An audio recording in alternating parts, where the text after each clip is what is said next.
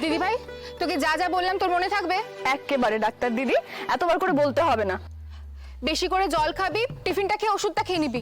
আর হ্যাঁ, খেয়াল রাখবি হঠাৎ করে যেন কোনোভাবেই দমকা কাশি না হয়। উফ, এই কথাটা নয় নয় করে 100 বার তুই আমাকে বললি। 1000 বার বলবো, তুই না শুনলে আমি কি করবো বলতো? আমি শুনছি না, কোথায় বলতো? এবার তুই আমার একটা কথা শুনবি? কি?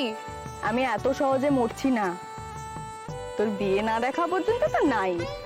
কাজে আমাকে নিয়ে এখন এত ভাবিস না। দিদি ভাই, এই জন্য আমার তোকে ভালো লাগে না। তোকে কিছু একটা বললে তুই আলতু ফালতু কথাগুলো শুরু করে দিস। শোন, এইটা জেনে রাখ, তোকে না আমি কিছুতেই মরতে দেবো না। তুই চাইলেও তোকে মরতে দেবো না আমি। এই তুই ওঠ তো গাড়িতে, ওঠ বলছি। ওঠ ওঠ, সাবধানে ওঠ। দাদা, আপনি ওকে নিয়ে যান তো, এক্ষুনি এখান থেকে নিয়ে যান। চিৎকার করে না তোমার কান খারাপ করে দেবে। আর তুই সাবধানে যাবি, হ্যাঁ? ওখানে পৌঁছে আমাকে একটা টেক্সট করে দিস, কেমন? তুইও সাবধানে থাকিস। Ta-ta. Tata.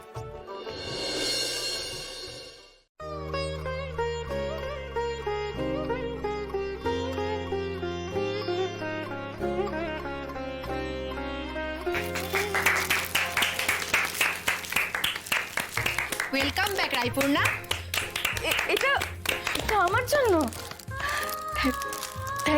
Thank you sir. আমরা আমাদের সহকর্মী রায়পূর্ণার এই লড়াকু স্পিরিটকে স্যালুট জানাই। ওর সুস্থ হয়ে ওঠার জন্য অনেক অনেক শুভেচ্ছা। জীবনে চলার পথ ওর আরো অনেক বাকি, সেই বাকি পথ যেন আরো ফুলের মতো সুন্দর হয়ে ওঠে।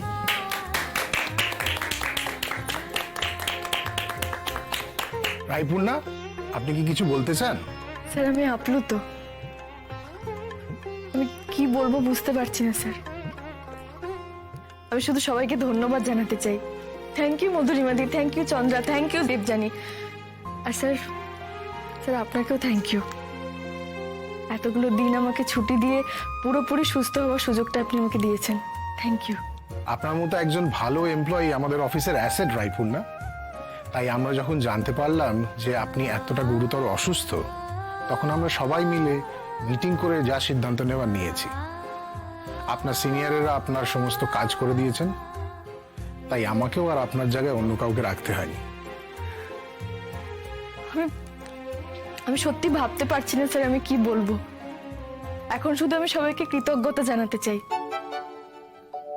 স্যার, মাত্র কয়েক মাস আমি এই অফিসে জয়েন করেছি, তার মধ্যেই আপনারা সকলে আমাকে আপনাদের একজন বানিয়েছেন। স্যার, আপনার কাছে এবং অফিস অথরিটির কাছে আমি সত্যি সত্যি কৃতজ্ঞ। আমার দুর্দিনে, আমার অসুখের সময় এইভাবে আমার অসময়ে আপনারা আমার পাশে দাঁড়িয়েছেন, আমাকে সাপোর্ট করেছেন। আমি বলে বোঝাতে পারবো না আমি কতটা কৃতজ্ঞ আপনাদের কাছে। এবার শুধুই আমার ফিরিয়ে দেওয়ার পালা। আমি কথা দিচ্ছি স্যার, আমি এখন থেকে আরো মন দিয়ে কাজ করব। এবার থেকে সবটুকু শুধু অফিসকে সার্ভ করে যাব স্যার। আপনার আজকের এই দিনটাকে আরো মেমোরেবল করে দেওয়ার জন্য একটা ছোট্ট ঘোষণা করে দিই। এবছর আমাদের কোম্পানি কলকাতা থেকে 2 জনকে বেছে নিয়েছে বেস্ট এমপ্লয়ির জন্য। তাদের মধ্যে একজন হলো সুকল্যাণ সেন, আমাদের সিনিয়র স্টাফ, আর আরেকজন হলো রায়পূর্ণা মুখার্জি।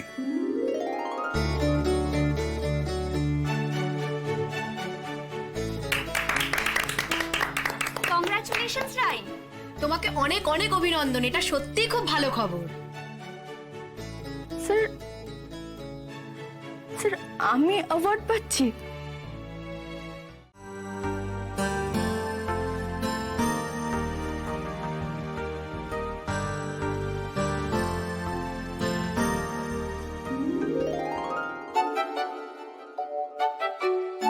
দিদি ভাই, তুই ঠিক আছিস? কোনো অসুবিধা হয়নি তো? খুব অসুবিধা হচ্ছে। সে কি রে, পেটে টান লাগছে না? তোর এই অবস্থা না, এক নাগারে চেয়ারে বসে থাকাটা না অসুবিধেরই। কাল থেকে কোনো অসুবিধা হবে না। অফিস থেকে একটা পালঙ্কের ব্যবস্থা করছে, 2টো বালিশ আর একটা সেবা করার লোকও, সবটাই করছে। ইয়ার কি না? তোর বিশ্বাস হচ্ছে না?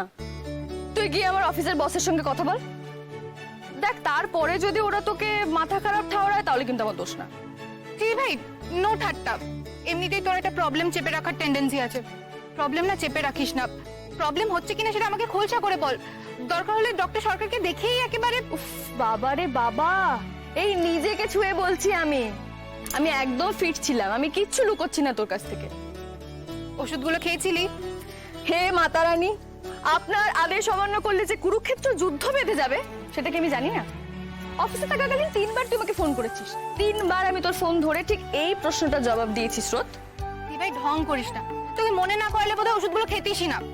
আর তাছাড়া এতদিন বাদে বাইরে বেরিয়েছিস, একটু সাবধানে থাকতে হবে না? আমি সাবধানেই থাকবো, আর অনেকটা সুস্থ হয়েও গেছি, সুস্থ হয়েও যাব। কিন্তু আমার বোনের লেখাপড়াটা বোধহয় একেবারে জলাঞ্জলি গেল এই হতভাগী দিদিভাইটার কারণে। আমার কি মনে হয় জানিস তো, তুই এই বছর লাস্টের দিক থেকে ফার্স্ট হবি। লাস্ট হবো? ইস, নো চান্স। এদিক থেকে না আমি হেভি শেয়ানা।